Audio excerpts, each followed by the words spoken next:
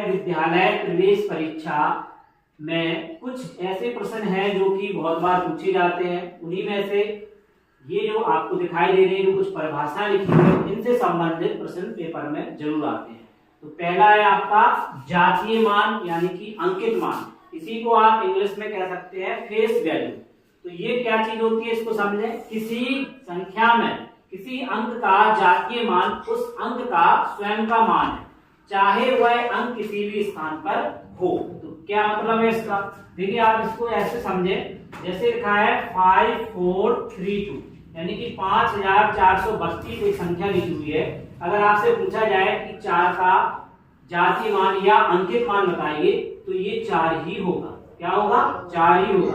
5 का पूछा जाए तो क्या होगा? 5 ही होगा। तो ये परिभाषा है, इसी से संबंधित है। आप देखें, किसी संख्या में किसी अंक का जातीय मान उस अंक का स्वयं का मान होता है। तो यानी वही मान इसका देखो हो रहा है।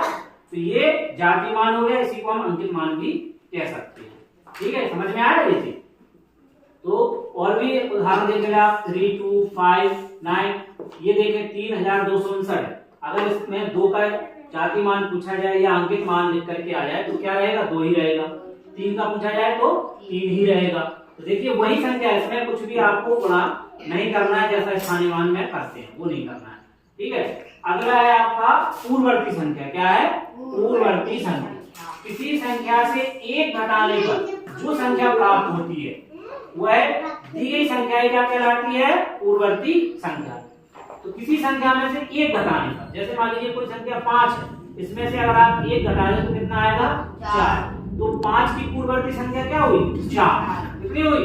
4। इसका और उदाहरण देखें आप, जैसे मान लीजिए 50 है, इसका पूर्ववर्ती क्या होगा? 49। 1 घटाया है तो 50 का पूर्ववर्ती क्या होगा? 49। तो आपको क्या करना है, पूर्ववर्ती संख्या में से जो पूर्ववर्ती संख्या अगर किसी संख्या पूछी जाती है तो उस संख्या में से आप 1 घटा देंगे। ठीक है, 17 अगर है तो इसकी पूर्ववर्ती क्या होगी? 16। तो इसका आंसर क्या हो जाएगा? 16। आपसे पूछा जाएगा कि 17 की पूर्ववर्ती संख्या बताइए, तो आप क्या करेंगे? 17 में से 1 घटा देंगे और आंसर आ जाएगा 16। तो ये आपको ऐसे आप और भी संख्याओं पर जब आप सवाल लगाएंगे तो आप कर लेंगे। उसी प्रकार से है आपकी उत्तरवर्ती संख्या या अनुवर्ती संख्या।